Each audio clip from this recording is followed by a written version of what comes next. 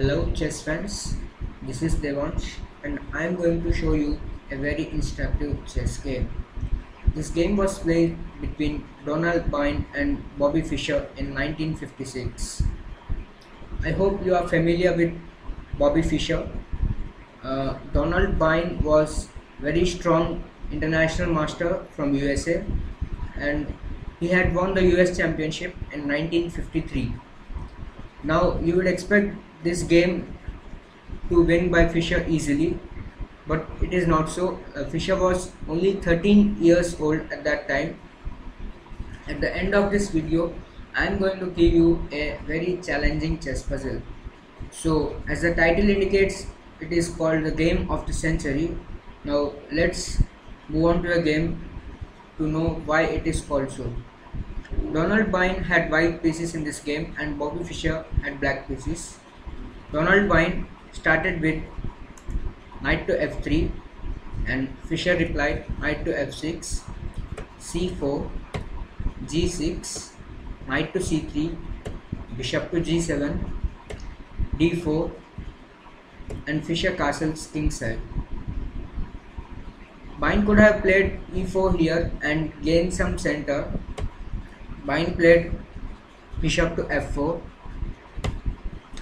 d5, striking the center and transposing it into Grunfeld defense. Now white played queen to b3. Now d5 pawn is attacked by knight, c4 pawn and the queen, defended by knight and queen. So Fischer captured the pawn. Queen takes on c4, c6, e4. Now you can see that white has space advantage and center here, but his queen is out of the his queen is out in the middle and it can be exposed to attack. Fischer plays knight bd7, rook to d1, centralizing the rook, knight to b6, attacking the queen, and queen moves to c5. Fischer plays bishop to g4, pinning the knight, and white plays bishop to g5. White should have played here bishop to e2 and castle, developing his pieces, but white played bishop to g5, deviating an opening principle of not moving a minor piece twice. Now knight to a4 by Fischer. You might be amazed, what is this? Who is defending this knight? Well, white played queen to a3 here. Now let's check out what happens if white captures the knight. If white captures the knight, then Fischer will play here knight to e4, attacking a queen and the bishop. Now if queen takes on e7, note that queen should be defending the bishop, otherwise knight can take the bishop after taking this knight. So if queen to e7, then queen a5 check, b4 attacking the queen, queen takes on a4, queen takes on e4, rook to e8. Now this is threatening to win the queen, so white will play bishop to e7, and after bishop takes on f3, g takes on f3, bishop to f8. Now white will have to give up his bishop, and black has a winning position here. Basically you can see that white's kingside structure is open and dirty pawn structure, and black is clearly winning here. And let's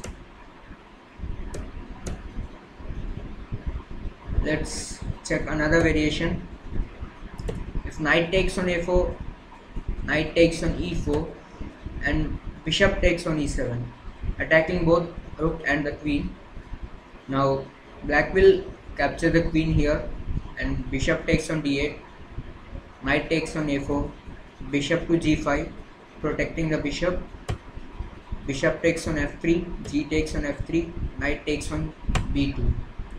Now black has an extra pawn in this variation, and also white's pawn structure is completely damaged. So this will be a winning endgame for black. And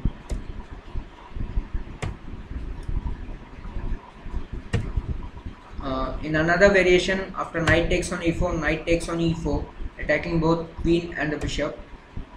Queen c1, defending this bishop. Otherwise, if queen does not defend this bishop, then after bishop takes knight, knight can take this bishop. So queen c1, defending the bishop. Queen to a5, check. Knight to c3, knight is defended by b pawn and blocks the check. Bishop takes on f3, g takes on f3, knight takes on g5. We can see that black has regained his piece, and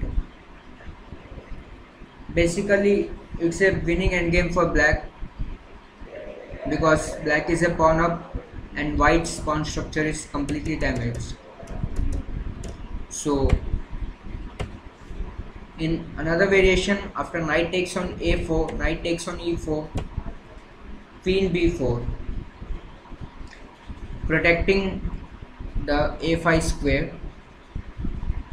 So knight takes on g5, and after knight takes on g5, bishop takes on d1, king takes on d1, bishop to d4, threatening discovered check with the queen. Queen d2, defending the discovered check. Bishop takes on f2, and Fischer calculates that this is a winning endgame for black, because black has rook and two pawns here for two knights, and also white's king is clearly misplaced. So in this position, instead of capturing the knight, Byrne plays queen to a3, and Fischer captures the knight. Knight takes on c3, b takes on c3, knight takes on e4, attacking the bishop on g5. Now bishop takes on e7, attacking both queen and the rook. Now Fischer plays queen to b6, sacrificing the rook, and white plays bishop to c4.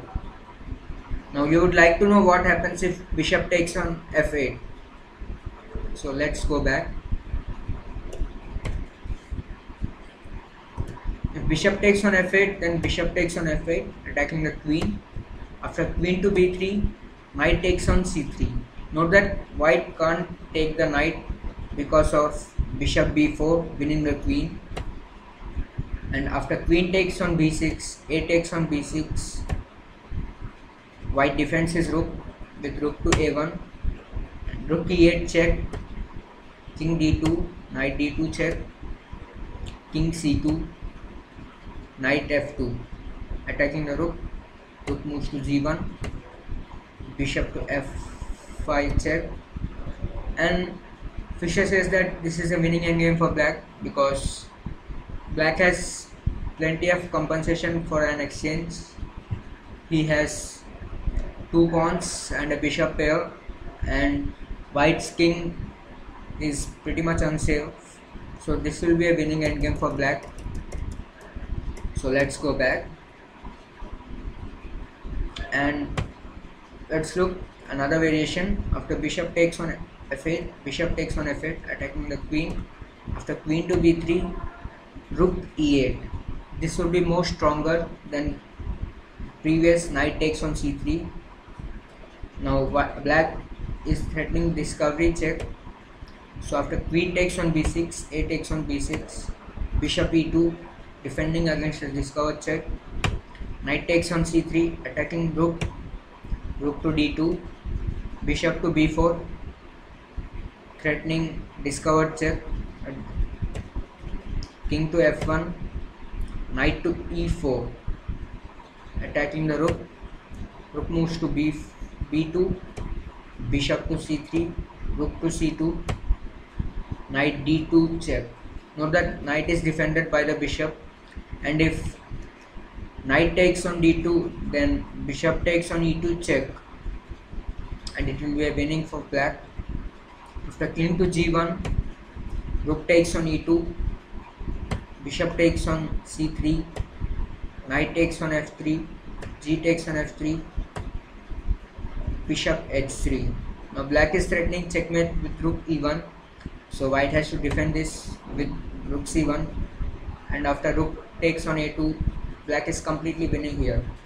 His rook on h1 is out of the game, and black is winning here. He can push these pawns, and it is clearly winning for black. So let's go back.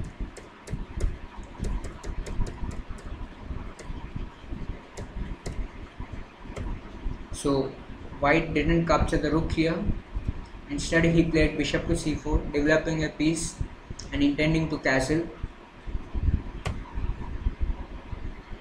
Fischer plays knight takes on c3, bang,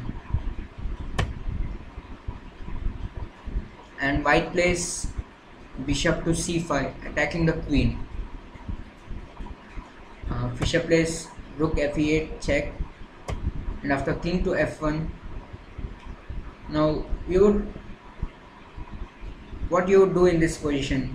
You would protect the queen, right? So, but Fischer didn't move his queen. I would recommend the viewers to pause the video for a moment and find out the move played by Fischer. Ready? Fischer played bishop e6, bang, giving up his queen. Like, this is very much rare. A player sacrifices his queen. Byrne happily took the queen. Bishop takes on b6, and now Fischer started his windmill. Bishop takes on c4 check, king to g1, knight to e2 check, king f1, knight d4 check, king g1, knight e2 check, king f1, knight c3 check, king g1. Now that knight is attacking the rook on d1, and Fischer captures the bishop, attacking the queen. Now queen to b4 and rook to f4, attacking the queen. Note that black's pieces are very much coordinated here. This knight is defended by the bishop, and this rook is defended. Rook is defended by the knight. This bishop is defended by the rook. So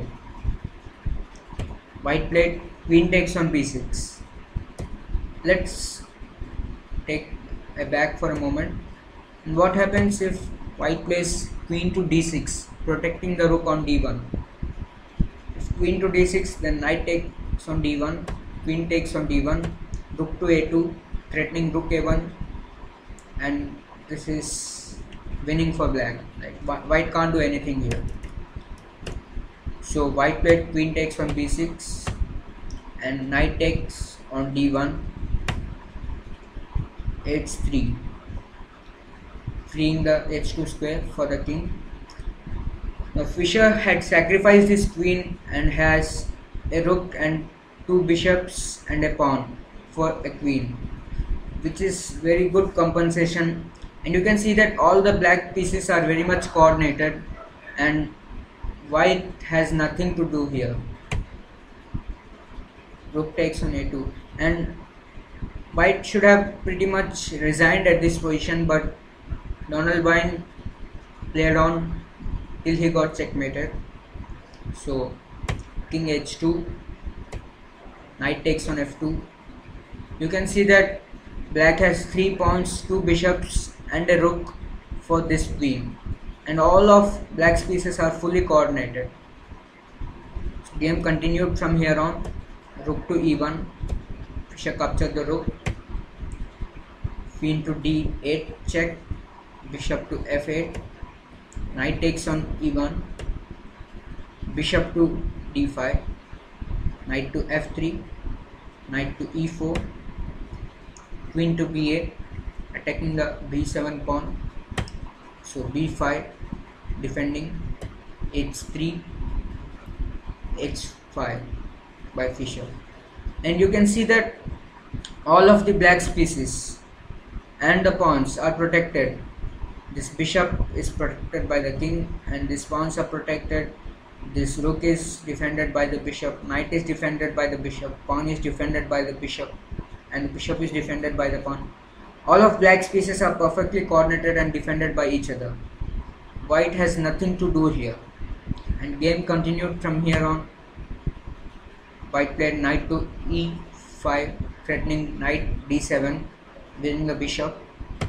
So Fischer played king g7, king g1, bishop to c5 check, king f1, and there is a forced mating sequence here. I would recommend the viewers to pause the video for a moment and find out I would recommend the viewers to pause the video and find out the winning sequence. Ready? Knight to g3 check, king e1, bishop e4 check, king to d1, bishop to b3 check, king to c1, knight to e2 check, king to b1, knight to c3 check, king to c1, rook to c2 checkmate. These two squares are defended by the rook, and b1, d1 are defended by the knight. So 13-year-old Bobby Fischer defeated a very strong international master, Byrne, and this game was called the game of this century. Fischer sacrificed his queen in the game and gained a rook, 2 bishops and a pawn for the queen, and black's pieces were fully coordinated in the game, and Fischer won the game. Now, as promised at the beginning of the video, I will give you a challenging puzzle. Now, I recommend the viewers to pause the video and find out the winning sequence. Ready? Knight to g3 check, king e1, bishop e4 check, king to d1, bishop to b3 check, king to c1, knight to e2 check, king to b1, knight to c3 check, king to c1, rook to c2 checkmate. These two squares are defended by the rook, and b1, d1 are defended by the knight. So 13-year-old Bobby Fischer defeated a very strong international master, Byrne, and this game was called the game of this century. Fischer sacrificed his queen in the game and gained a rook, 2 bishops and a pawn for the queen, and black's pieces were fully coordinated in the game, and Fischer won the game. Now, as promised in the beginning of the video, I'll give you a chess puzzle. Many people tell me that mate into is very easy, so I thought, why not come up with a puzzle in which mate into is a bit difficult. So here's the puzzle. Now I would recommend the viewers to pause the video for a moment and find out mate into for white. Note that white is had a lot of material here and can win easily, but you need to find a mate in 2 moves. So pause the video. Ready? White starts off with queen to d2, and the threat is queen takes on d5 checkmate. So what can black do here? If black just moves the pawn, b pawn or the h pawn, white will play queen takes on d5 checkmate, and black can't move his bishop. So if pawn takes on d2, then white can simply play rook d7 checkmate. Pawn takes on b2, then queen takes d5 checkmate. And if the king moves anywhere, let's say king moves to e6, queen takes on d5 checkmate. So isn't this a bit difficult? Queen to d2, sacrificing the queen. So hope you enjoyed this video, and if you find out a solution to this puzzle, congratulations, and don't forget to like, share and subscribe the video, and I will be posting further videos in future. Thanks for watching. Bye bye.